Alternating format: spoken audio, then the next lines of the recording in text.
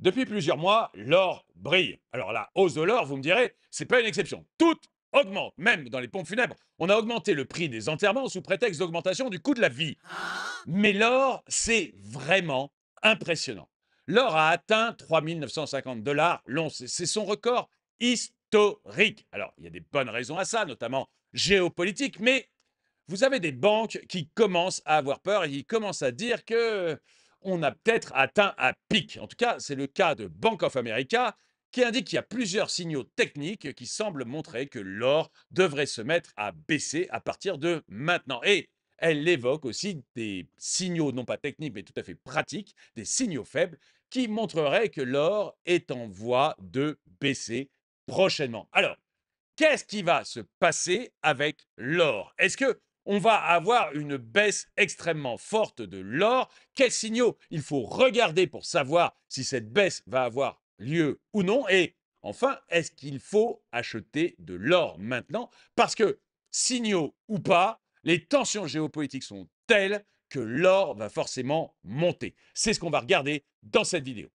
Bonjour et bienvenue dans cette nouvelle vidéo de Draw Make Me. Comme toujours, si vous n'êtes pas abonné, je vous suggère de le faire et de cliquer sur la cloche pour être prévenu lorsque je sors une nouvelle vidéo. Comme je vous le disais, depuis début 2025, l'or connaît un rallye que peu d'analystes avaient anticipé. Et maintenant, on est à 3 950 dollars pour un once d'or. On est tout proche de la barre symbolique des 4 000 dollars. Et c'est une énorme progression parce que depuis janvier de cette année, l'or a augmenté de 26%. C'est absolument gigantesque. Et il y a des bonnes raisons à ça. Il y a des bonnes raisons pour voir l'or monter. D'abord, il y a eu le changement de comportement de grandes banques centrales comme la Banque centrale américaine et la Banque centrale européenne. Tous les deux ont commencé à baisser leurs taux. Et quand les taux baissent, eh bien, l'or reprend un petit peu plus de valeur. L'or, lui, ne verse pas de dividendes, d'intérêt, il n'a pas de taux, entre guillemets. Donc, quand vous avez des États qui empruntent avec des taux d'intérêt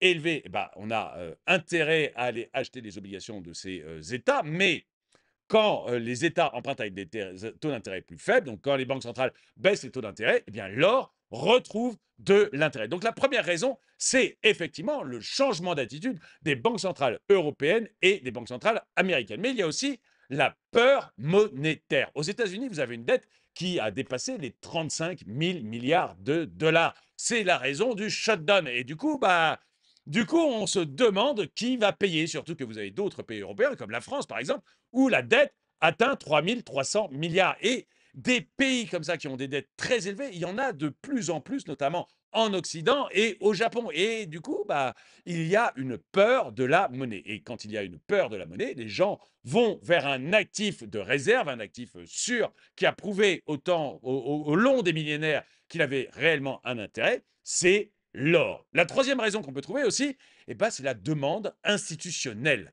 Les banques centrales, en fait, demandent de plus en plus d'or. En 2024, les banques centrales ont pris 1 000 tonnes d'or. 1 000 tonnes d'or, c'est un record depuis les accords de Bretton Woods. Donc, on a vraiment des banques centrales qui sont acheteuses d'or, mais massivement. Par exemple, en août, les banques centrales ont acheté 15 tonnes d'or supplémentaires. C'est absolument gigantesque. Et puis, la dernière raison qui fait que l'or est en augmentation forte, ce sont les investisseurs. Les investisseurs qui voient l'or monter et qui, à leur tour, se mettent à acheter de l'or. Alors, vous avez des investisseurs qui achètent de l'or physique, des pièces, des lingots, des lingotins, mais vous avez également des investisseurs qui vont acheter de l'or papier, comme par exemple, je vous montre sur mon compte Freedom 24. Freedom 24 sponsorise cette vidéo, mais vous avez la possibilité d'acheter de l'or, par exemple, quand vous tapez le code ZGLDEU. Et en fait, ça, c'est de l'or qui est retenu dans les banques suisses. Vous voyez, c'est un ETF sur l'or, mais basé sur du réel or physique qui est basé dans les banques suisses. Et puis sinon, vous avez également la possibilité d'acheter de l'or, par exemple, comme en achetant du 4GLD.EU. 4GLD, c'est le code. C'est la même chose, c'est de l'or qui, lui, est détenu physiquement en Allemagne. Et ça, du coup, les investisseurs, ils sont assez friands de ça parce que vous avez comme ça la possibilité d'acheter de l'or sans avoir à vous soucier de le garder, de le conserver chez vous et de ne pas risquer de vous le faire voler et en même temps, vous savez qu'il existe réellement et qu'il est réellement en sécurité dans des coffres et ça s'achète comme des ETF avec des frais qui sont très proches de ceux d'un ETF. Donc, ça attire énormément les investisseurs et du coup, vous avez un véritable rallye sur l'or qui est en train de se faire. Donc, la montée de l'or, elle a 4 raisons extrêmement fortes, 4 raisons puissantes, réelles. C'est les banques centrales qui baissent leur taux d'intérêt, c'est la peur de la monnaie parce qu'on voit bien que les États sont extrêmement endettés et du coup on se demande si le papier qu'on a dans la main, il a une réelle valeur ou si c'est juste du flan. C'est également les banques centrales qui elles-mêmes achètent énormément de tonnes d'or en ce moment pour se préserver des risques géopolitiques probablement. Et puis, vous avez enfin tous les investisseurs qui voient comme ça de l'or qui augmente depuis maintenant plusieurs années, plusieurs mois, pardon, et même maintenant plusieurs années, mais de manière extrêmement significative, et qui se disent, mais là, il y a peut-être de l'argent à prendre, il y a peut-être de l'argent à gagner, et finalement, avec de l'or sur du long terme, je risque pas grand-chose, donc j'en achète, soit sous forme physique, avec des lingots, des lingotins et des pièces, soit sous forme papier, mais attention, pas n'importe quel papier, hein, pas des options et des choses bizarres, des papiers qui sont avec de l'or physique, où il y a vraiment le montant d'or physique qui est en corrélation avec le papier, et où l'or physique est stocké dans des coffres en Suisse, en Allemagne, enfin des choses sérieuses. Et là, vous avez vraiment beaucoup, beaucoup d'investisseurs qui se lancent là-dessus, notamment par exemple parce que vous pouvez, avec l'un de ceux que je vous ai montré là tout à l'heure, 4GLD, vous pouvez commencer à acheter de l'or physique pour 111 dollars ou 112 dollars. Donc vraiment à des prix extrêmement faibles. Et du coup, c'est vrai que ça attire de plus en plus les investisseurs. Mais voilà, est-ce qu'on n'a pas eu un emballement? Est-ce qu'on n'a pas un risque que ces raisons qui sont sérieuses, bah, elles aient fini par faire gonfler une bulle? Et est-ce qu'on ne risque pas de repartir en arrière et de voir une baisse de l'or? Ça, c'est ce que pense Bank of America. Depuis un peu plus de 7 semaines, l'or franchit les hausses sans interruption. Et historiquement, depuis 1983, c'est plutôt un mauvais signe. En tout cas, c'est ce que nous dit une étude de Bank of America. D'après eux, sur les 11 périodes où c'est déjà arrivé, eh bien, l'or a baissé 11 fois dans les 4 semaines qui ont suivi. C'est-à-dire que systématiquement, quand on a vu 7 semaines consécutives de hausse, comme on vient de le voir, on a eu une baisse dans les 4 semaines qui ont suivi. C'est ce que nous révèle l'étude de Bank of America. Et puis, il y a d'autres signaux d'alerte. Par exemple, il y a la distance qui sépare le prix actuel de la tendance long terme. Parce que actuellement, par exemple, l'or se négocie à peu près 20% au-dessus de sa moyenne des derniers mois et 70% au-dessus de sa moyenne des dernières années. Et ça, on sait que c'est souvent le signe d'une bulle, d'un actif qui est trop valorisé par rapport à ce qu'il devrait être. Et donc, on a souvent, quand on a des actifs qui font ça,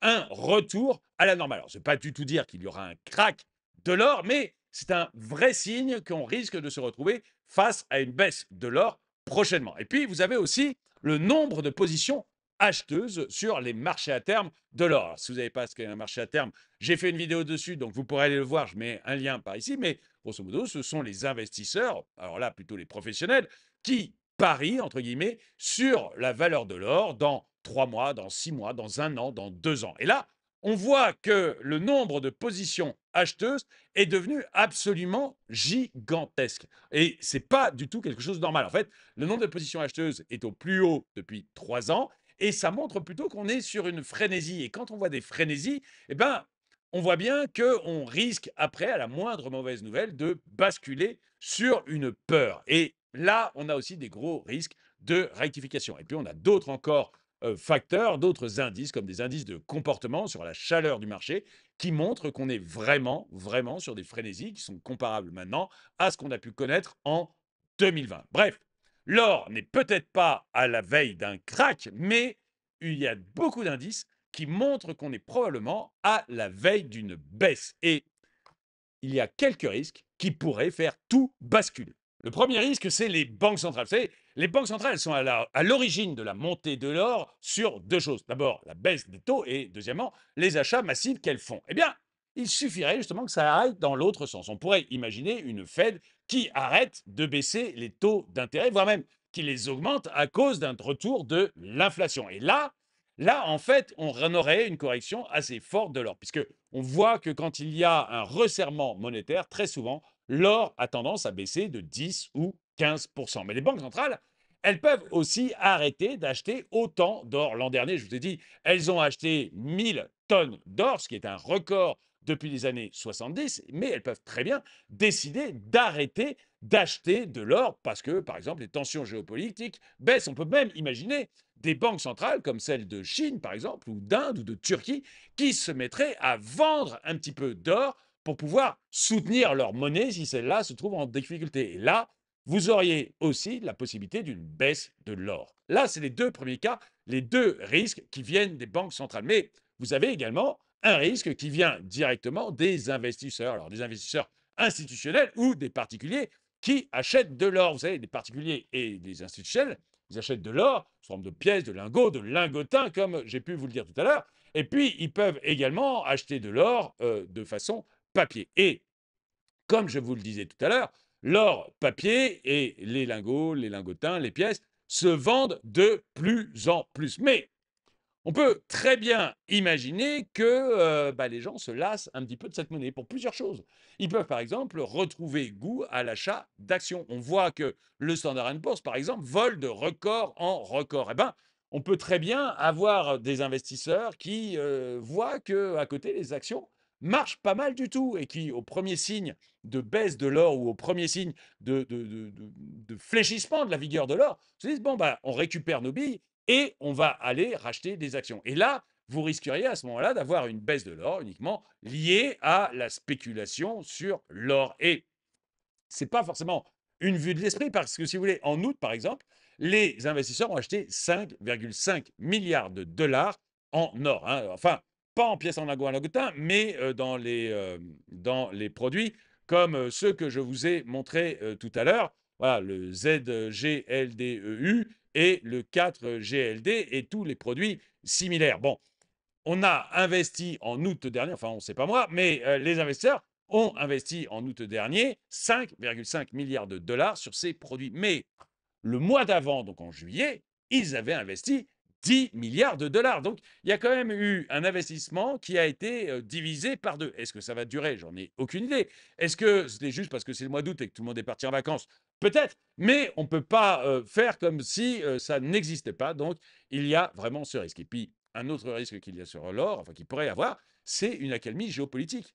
C'est certain que la guerre en Ukraine, plus le conflit entre Israël et la Palestine, ont exacerbé la volonté des gens à aller vers des valeurs refuges comme l'or, qui est la valeur refuge par excellence. Donc, ça a contribué à augmenter le prix de l'or. Mais si demain la paix était signée en Ukraine ou qu'il y avait le conflit entre Israël et la Palestine qui trouvait une fin heureuse, eh bien, dans ce cas-là, vous auriez des tensions géopolitiques qui redescendraient et le cours de l'or serait probablement touché par ça. Donc, il n'y aura peut-être pas un crack de l'or, mais vous voyez quand même qu'il y a de bonnes raisons pour voir que l'or est tout à fait susceptible de baisser. En fait, il y a, je dirais, trois scénarios qui me semblent extrêmement possibles. Et je vais vous donner les scénarios et après, je vous dirai exactement ce que vous pouvez regarder, les indicateurs clés à surveiller qui vous indiqueraient que l'or va probablement baisser ou que l'or risque de rebondir et qu'il est à ce moment-là temps absolument d'aller en acheter à nouveau.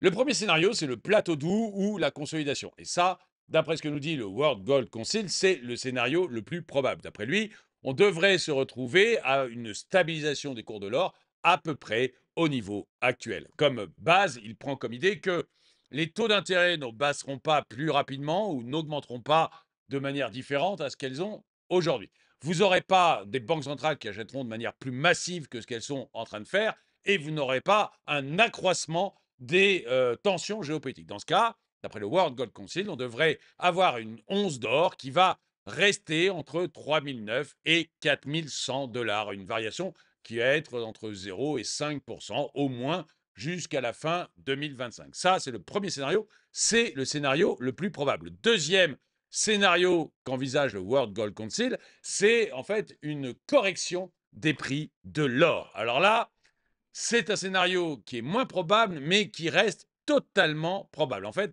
vous pourriez avoir une baisse des prix de l'or qui irait de 10 à 15 et qui amènerait l'once d'or entre 3400 et 3600 dollars. Ça, ça pourrait être enclenché, bah, comme je le disais tout à l'heure, par exemple, par une hausse des taux d'intérêt ou alors une détente géopolitique ou encore un afflux d'argent vers les actions. C'est les investisseurs de tout à l'heure qui arrêtent d'acheter de l'or, qui même vendent un petit peu de l'or qu'ils ont et vont investir plutôt vers les actions puisqu'ils ont des records qui sont battus tous les jours. Ça, l'histoire nous montre quand même que ce genre de correction, elle est extrêmement fréquente après des périodes d'euphorie comme on a pu la connaître sur l'or. Donc, c'est un scénario quand même qui, même s'il n'est pas le plus probable, reste un des scénarios très probables pour le World Gold Council. Et puis vous avez le scénario de certaines banques, et pas des petites banques, hein, Goldman Sachs et JP Morgan, qui, eux, pensent qu'on va avoir une accélération de la hausse de l'or. Mais ils le pensent parce que en fait, ils parient sur un effondrement du dollar. Et c'est vrai qu'on a des énormes problèmes actuellement avec le dollar. Enfin, c'est surtout les Américains qui ont d'énormes problèmes avec le dollar. Et puis, ils ont aussi un président, Donald Trump, qui a dit que son objectif, c'était d'amener le dollar à 1 euro pour 1,30 $ aujourd'hui. On était quasiment à 1 € pour 1 $ quand il est arrivé. Aujourd'hui, on est à 1 € pour 1,17 $ et son but, c'est d'aller vers 1,30 $, donc de faire encore baisser le prix du dollar pour que le dollar soit encore plus compétitif par rapport aux autres monnaies. Donc on n'est pas à l'abri effectivement d'un effondrement du dollar. Et dans ce cas, pour Goldman Sachs et JP Morgan, eh ben, ça voudrait dire une once d'or qui augmente très vite, qui dépasse très rapidement les 4 000 $ pour l'once d'or et qui va à 4 300 $ l'once d'or en 2026. En tout cas, c'est ce que souhaitent ces deux banques ou ce que prévoient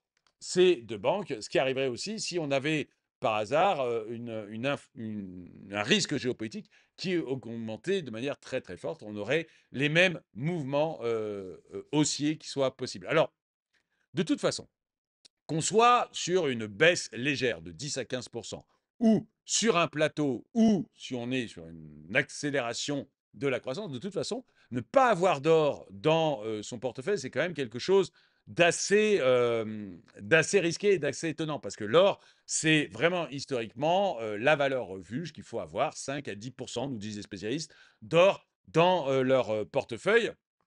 Ça semble tout à fait raisonnable. Et après, il faut le détenir soit sous forme physique, un pièce, lingot, lingotin, que vous pouvez trouver chez des marchands qui ont pignon sur rue et qui ont tout à fait la possibilité de vous en vendre. Faites attention à vraiment acheter de l'or d'investissement, hein.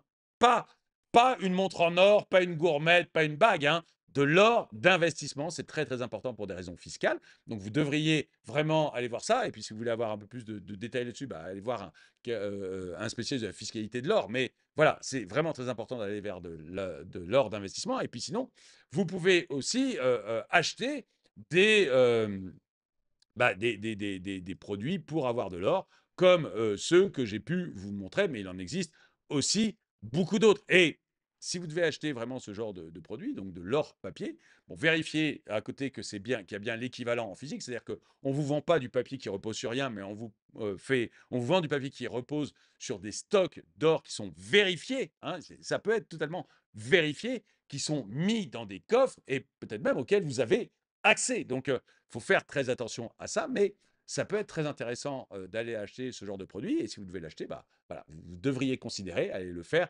chez Freedom 24. Freedom 24, c'est une plateforme à laquelle j'ai vraiment confiance. C'est-à-dire, je vous ai montré mon compte Freedom 24. Vous avez pu voir que maintenant, j'ai un peu plus de 60 000 € chez eux.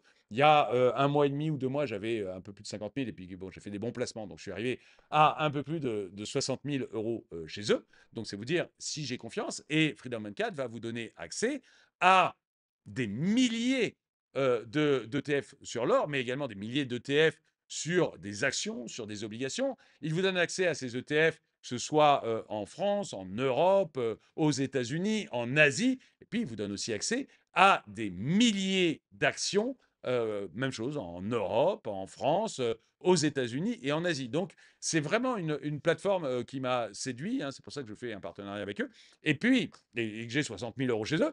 Mais en plus, vous auriez peut-être intérêt à aller voir ce qu'ils vous proposent actuellement, parce que si vous ouvrez un compte chez Freedom 24 et que vous l'alimentez actuellement, vous allez pouvoir avoir jusqu'à 800 $ d'actions gratuites, hein, qui vont vous être offertes. Donc, ça dépend des montants que vous allez mettre chez eux. Tous les détails, pour connaître tous les détails, hein, vous avez un QR code qui s'apparaît à l'écran et vous avez le lien dans la description, au premier commentaire épinglé. Donc, allez voir ce qu'ils peuvent vous proposer. Et moi, je vais vous donner les indicateurs qu'il faut suivre pour savoir si l'or va rebondir ou s'il risque de s'effondrer. Il y a deux niveaux du prix d'or que vous devez surveiller pour savoir si, oui ou non, on risque d'avoir une accélération du cours de l'or ou une chute. L'indicateur clé qu'il faut regarder, c'est les 4 000 $ l'once d'or. Si on franchit cet indicateur de manière facile, eh bien vous avez toutes les chances d'avoir un cours de l'or qui monte rapidement jusqu'à 4 300 $. Là, on serait vraiment dans le scénario qui nous a été donné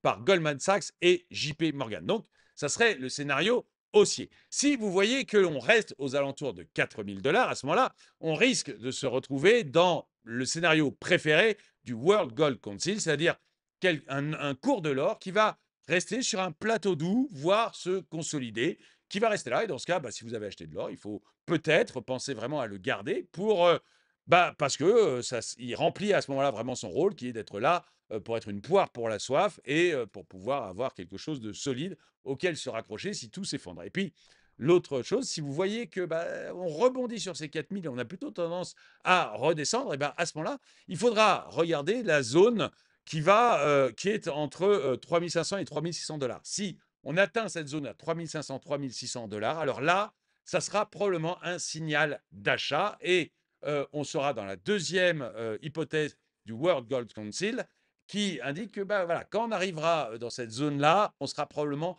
sur un rebond de l'or et ça sera peut-être le moment d'en racheter un petit peu. Voilà. Quoi qu'il en soit, l'or, c'est un très bon paramètre du stress économique et géopolitique mondial. Et si l'or a augmenté en 2025, c'est pas un hasard. On voit que ce soit géopolitiquement ou économiquement, il y a du stress partout. Donc c'est parfaitement normal que l'or soit monté. Maintenant, il a peut-être trop monté à cause de la spéculation. Mais vous devriez vous-même considérer d'avoir de l'or. Alors peut-être en avez-vous déjà, peut-être n'en avez-vous pas encore acheté, mais vous devriez vraiment vous renseigner pour voir si ça a un intérêt. Acheter peut-être de l'or sous forme de lingots, de lingotins, de pièces, ou considérer le fait d'acheter de l'or papier s'il est réellement sécurisé. Et vous devriez voir ce que Freedom 24 peut vous proposer. Le lien est dans la description. Et puis vous avez eu un QR code qui est apparu à l'écran. Et n'oubliez pas, jusqu'au 31 octobre 2028,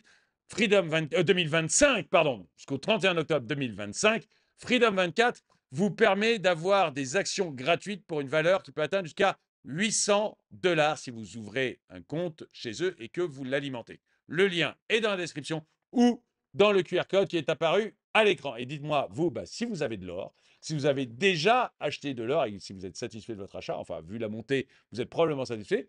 Et indiquez-moi aussi si vous envisagez sérieusement d'en prendre, peut-être tout simplement en bon père de famille ou pour vous protéger contre la monnaie ou pour vous protéger contre tous les risques géopolitiques et économiques qu'on est en train de vivre. Dites-le moi dans les commentaires. En tout cas, merci d'avoir regardé cette vidéo. Mettez un pouce vers le haut, commentez, partagez. Merci à tous ceux qui soutiennent la chaîne.